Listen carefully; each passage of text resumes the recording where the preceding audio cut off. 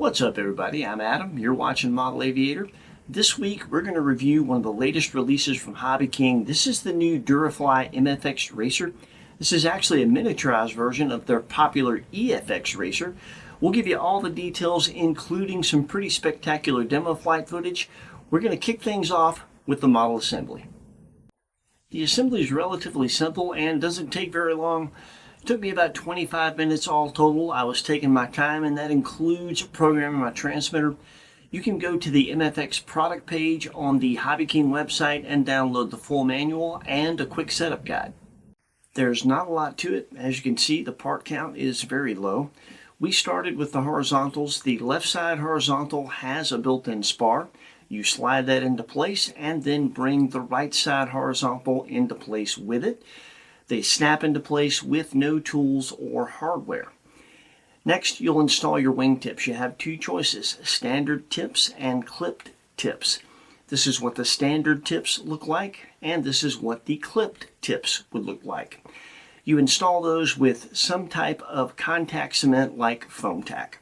Next, you'll plug the supplied Y harness into your aileron servos. Be mindful of the polarity. Then to install the wing, you want to slide that Y harness past the ESC and the fuse to one side or the other, and then the wing installs with 4 screws. Next, you can go ahead and plug everything into your receiver, program your transmitter, get everything bound up so you can power the plane up and center those servos. At that point, you can adjust and install the clevises to the control horns on the elevator and rudder and install your aileron push rods and get everything centered up. Go ahead and dial in whatever preliminary pre-made setup you're going to start with into the transmitter, and once you have that done, you can install the prop and aluminum spinner. That prop is a small prop, but it is turning at a very high RPM, so make sure that you take the time to balance that. That's very important. When it comes to actually installing the receiver, we've got more on that in the setup chapter a bit later. Don't miss that. That's important. The MFX has a 32.1-inch wingspan with the standard tips and a 28.1-inch wingspan with the clip tips. It's 22.3 inches long.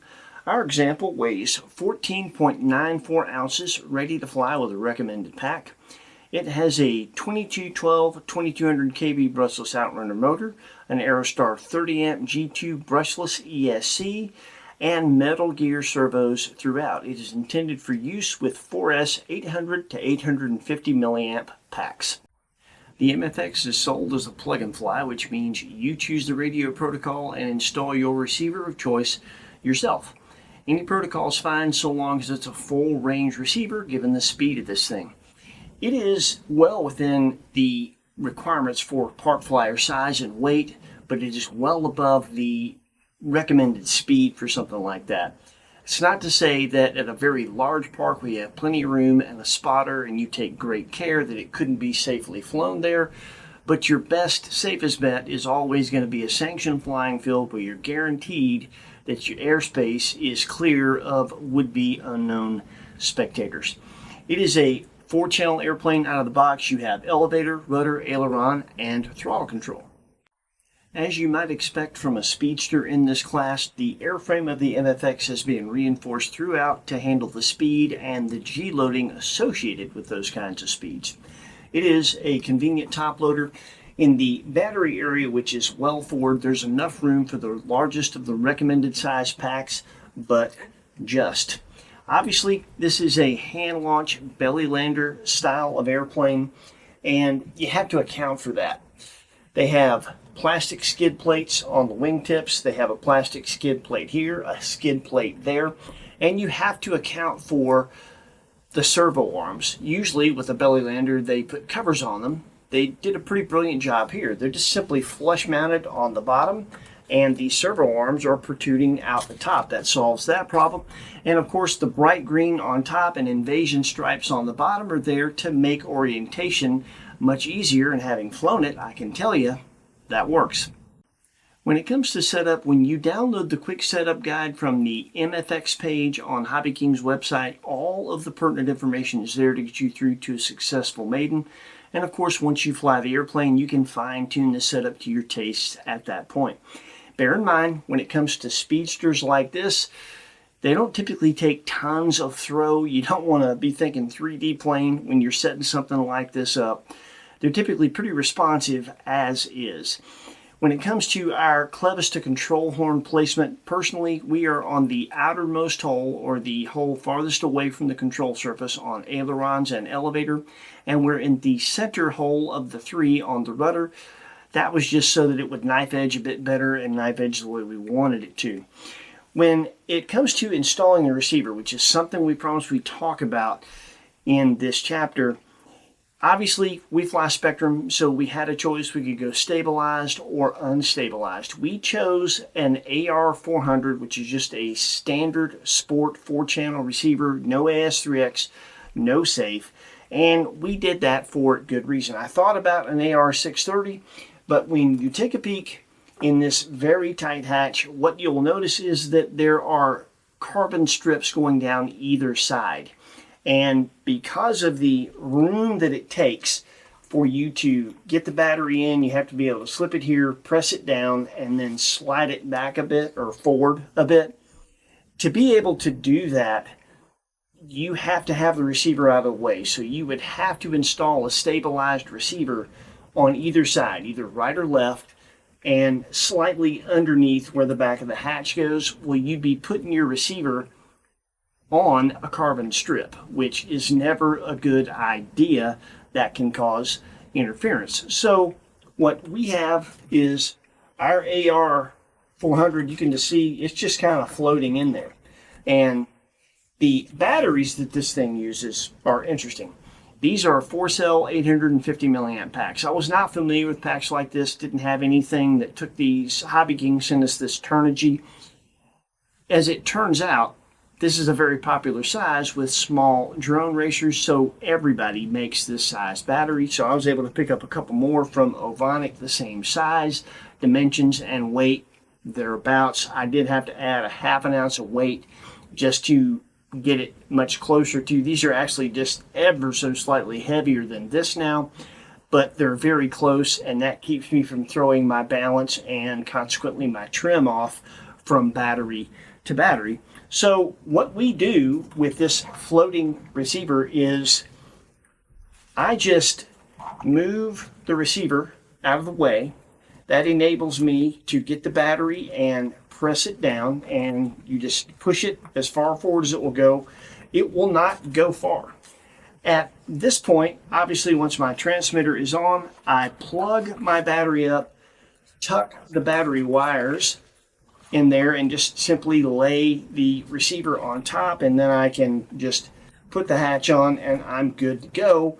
And worth noting, once you lay the battery wires down, as you can see, the battery will not shift. It is as far forward as it will go, and it stays there until you move the wires out of the way after you fly to take it out. So worth noting, this floating receiver has worked just fine. It's not up against any carbon, which is good, and my telemetry numbers on my Spectrum telemetry are very good on fades and frame losses.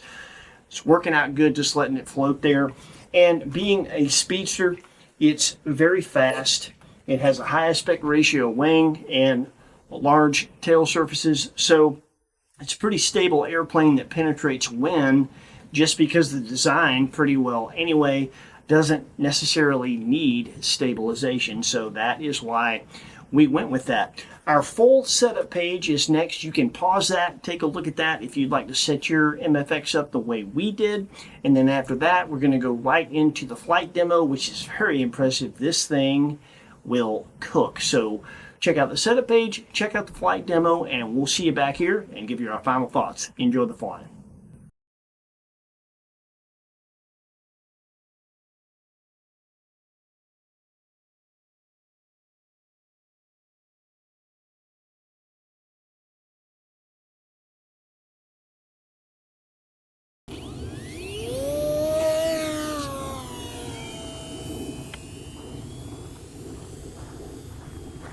The underhanded launch method works well, and as you saw after the setup page, we do have a throttle to elevator launch mix that we flip off after we launch the plane. We launch it at 45 to 50% throttle. That mix will keep feeding in elevator if you add throttle, so do not launch it with that mix at full throttle.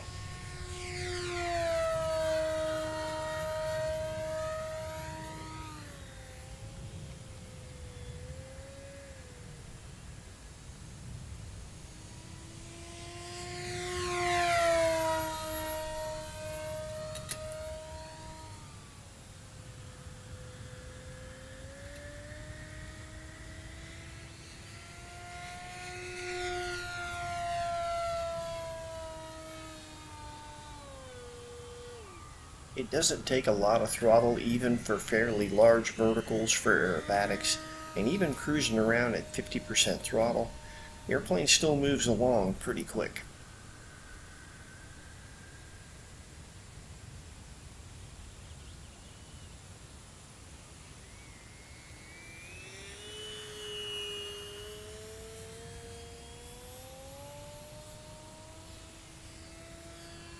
When you slam the throttle to the stops, acceleration is pretty incredible and speed picks up very fast.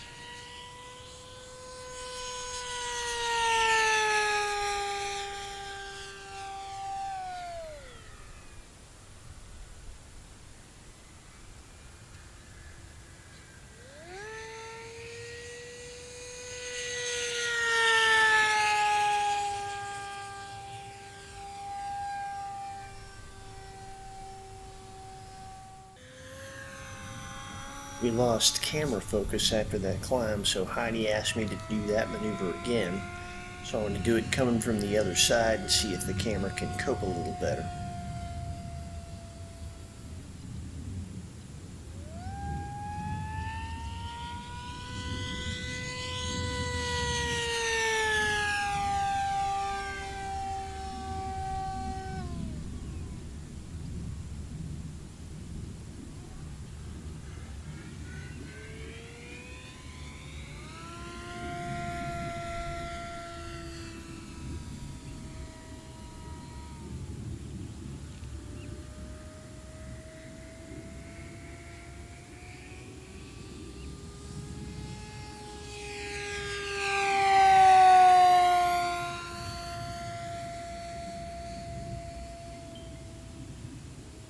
The MFX will knife edge as far as you want to do one, and it's capable of just about any kind of sport aerobatics you'd like to do. I prefer the more precision stuff with a speedster. It is as happy inverted as it is right side up, but I am mindful of the negative G. With the magnets on the hatch, I'm afraid I may sling it off if I get too aggressive.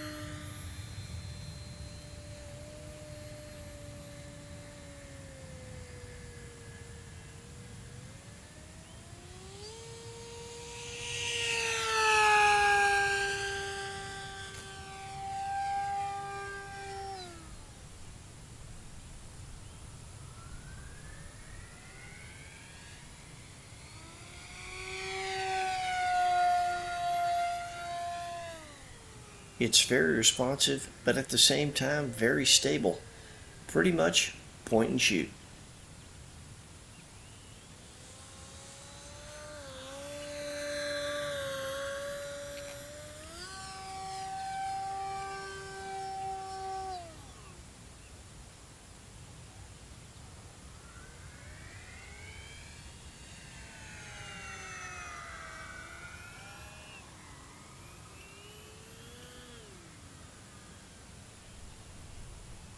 On this landing, the grass is a little thicker than it normally is, but to be honest, I don't do as good of a job of flaring as I should.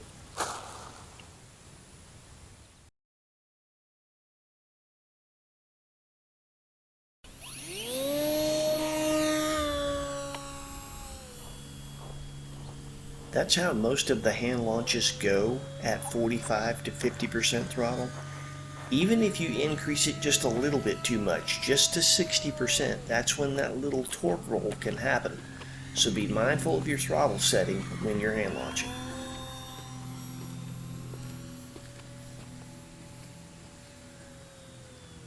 Here I'm going to set up and do a 1G stall. You'll notice that I immediately unload the airframe when the wing drops and add some power.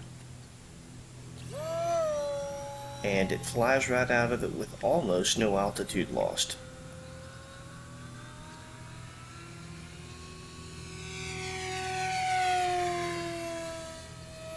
Here I'm going to pull hard enough to cause an accelerated stall, and that's a bit more interesting.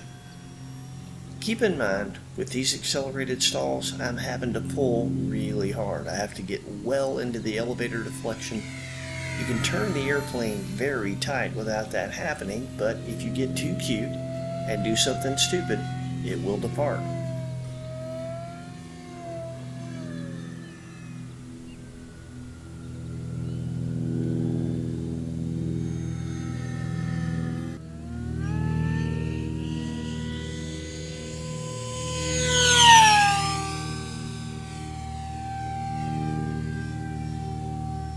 The sound this thing makes at full throttle is infectious, and that is largely what separates speedsters from everything else.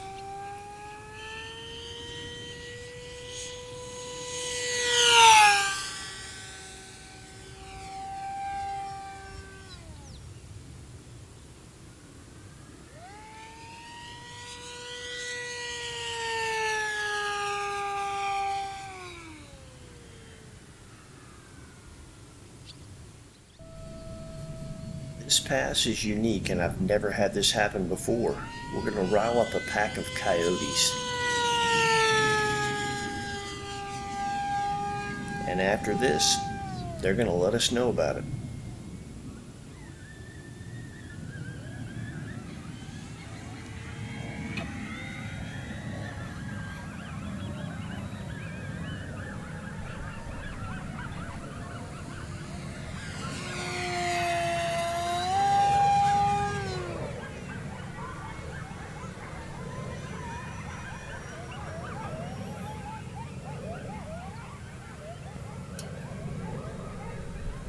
It's pretty crazy, and I have to say Heidi didn't feel warm and fuzzy about knowing they were that close. Here's my last landing, and this is a little better flare. So you heard my flight impressions during the flying, and if you take a look at HobbyKing's webpage on the MFX, you can see the promises that they make of this airplane, and to be honest, it delivers on everything they promise. It is a very quick, easy assembly. It's stable, it's aerobatic, it's very fast, and it has good low-speed handling for what it is. Obviously, you can stall this airplane. It will drop a wing, but as you saw, if you unload the airframe, in other words, release your pressure on the elevator and add a little bit of power, you can recover almost instantly with almost losing no altitude. It will get into an accelerated stall if you pull too hard. Lots of airplanes will do that, but the fact is, it doesn't have any bad habits until you do something stupid. So that is pretty good, and all this with no stabilization. This is with no AS3X. It is just a solid, stable, honest airframe, as I suspected it would be. We talked about the design of racers like this in the setup chapter, and it is exactly what I thought it would be. When it comes to the skill level required, I mean, clearly this is not a beginner airplane. While it is a stable, predictable airframe, it does require a certain amount of skill. I would say that a high intermediate pilot and above is not going to have a problem with this airplane. You have to remember it is small, it is very fast, and it is very responsive, so you have to have an adequate amount of skill to handle something like that. This is certainly not a second or maybe even not a third airplane after a trainer for anyone. It's a more advanced airplane. When it comes to price point, with a regular price of $139.99 being a plug and play looking the way it does, flying the way it does, giving you the performance that it gives you. We think that is an absolutely fair price, and it's small. So it flies bigger than it is, quite honestly, but anyone is going to be able to find room in their hangar for something like this, and you can leave it assembled. Very easy to transport. So that is a plus, to be able to add a racer to your hangar if you decide that you'd like to, for that price that gives you that kind of performance. And if you decide that you'd like to add one to your hangar, we'll put a link in the description where you can do just that. They're in stock at HobbyKing right now.